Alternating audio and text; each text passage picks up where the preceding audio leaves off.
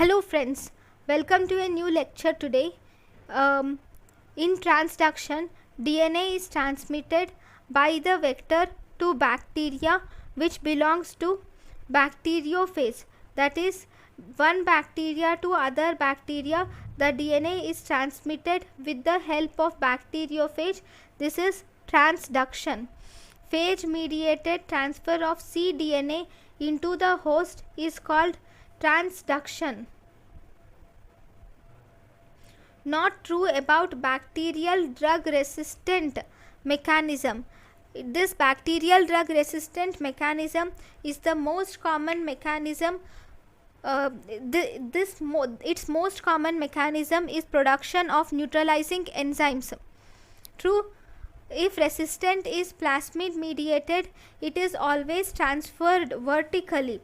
Actually, if it's plasmid mediated, it is actually transferred horizontally, not vertically. Alteration of target is seen in pneumococcal resistance.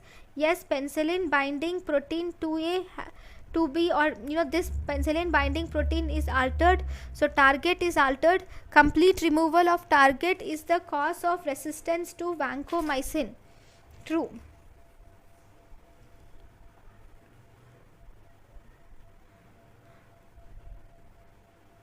Okay, then we have the question for this is R factor is transmitted by, the transmission of R factor occurs by conjugation. Polymerase chain reaction is discovered by Carey B. Mullis and he is awarded Nobel Prize for his discovery. Multiple drug resistance is spread by, conjugation. Okay, then virus mediated transfer of host DNA from one bacterial cell to other is, this virus is nothing but a bacteriophage and the process is transduction. The following phenomenon is responsible for antibiotic resistance in bacteria due to slime production. The antibiotic resistance of bacteria due to slime production is biofilm formation. The role of plasmids in conjugation is discovered by Lederberg and Tatum. By Escherichia coli strain K12 has with the help of this strain, the Lederberg and Tatum has put forward the role of plasmids in conjugation. In PCR, Thermus aquaticus plant is used for the preparation of DNA polymerase. DNA hybridization is called cDNA. Then this question is, what is the first barrier which is encountered for microorganisms? First barrier in the exposed sites commonly is skin.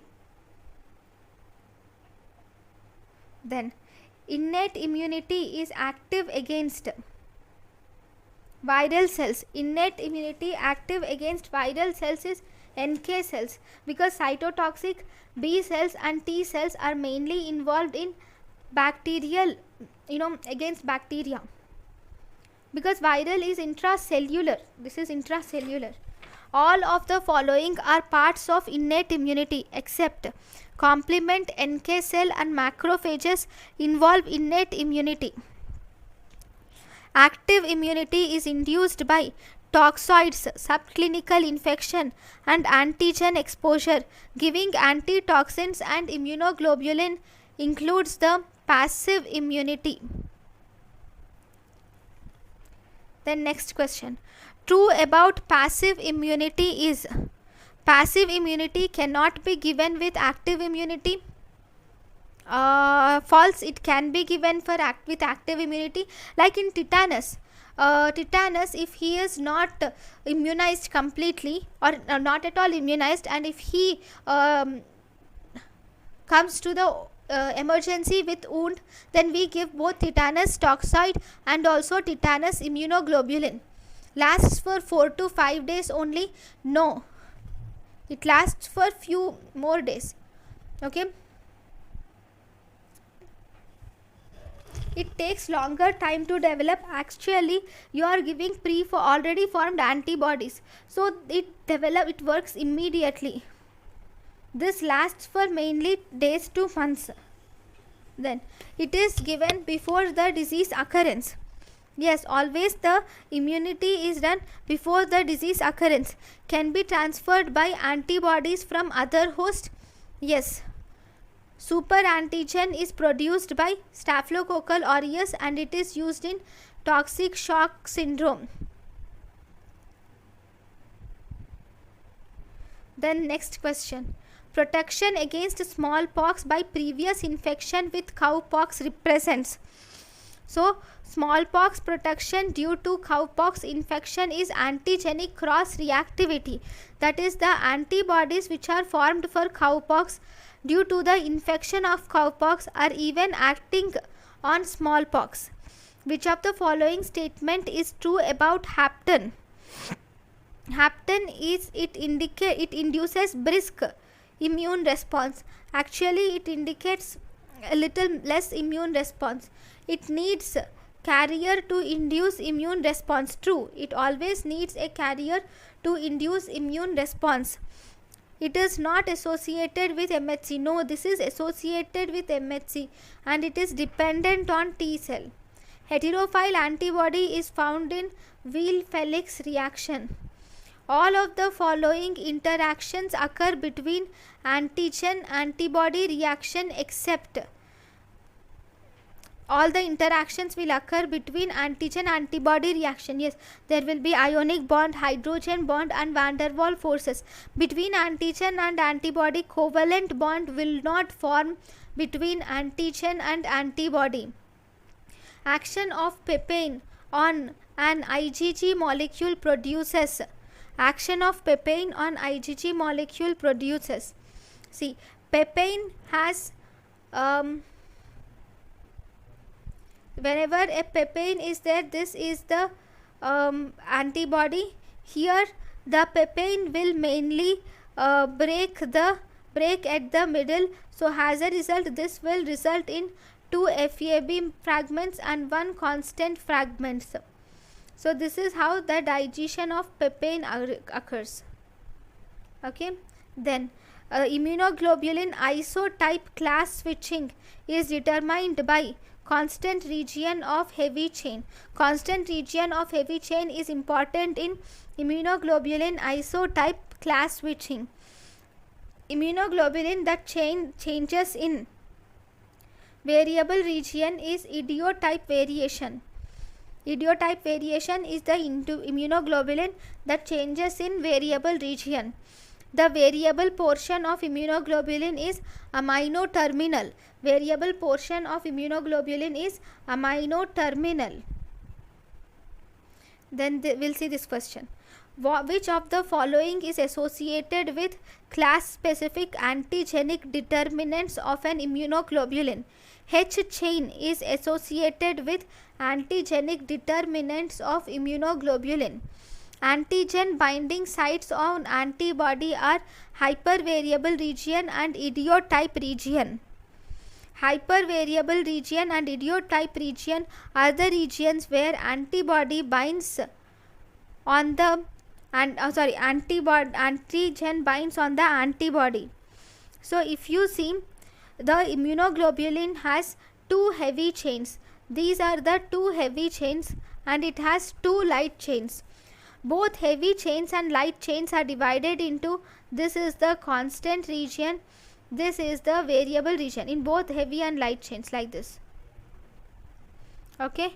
Now in the variable region, the amino acid sequence in the variable region determines the immunological specificity of antibody molecule.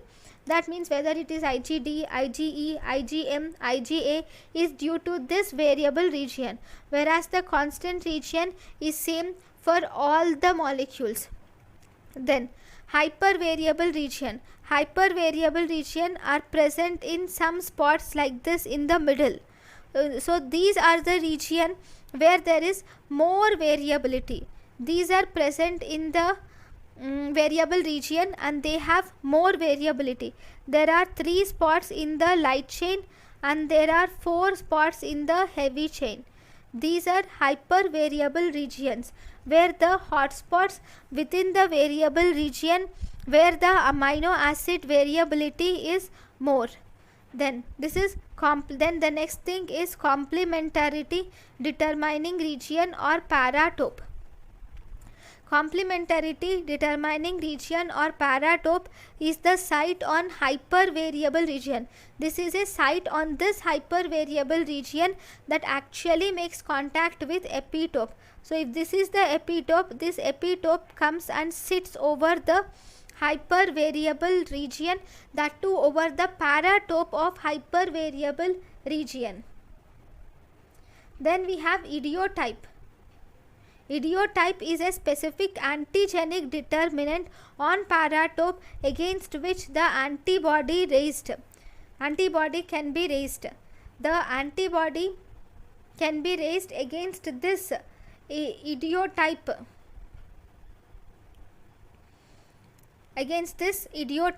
Idiotype is present in antigen and it is antigenic determinant. Next question. This is the last question for today. In which of the following 2 alleles are inherited together? Allotypes. In allotypes, 2 alleles are inherited together. Thank you for watching.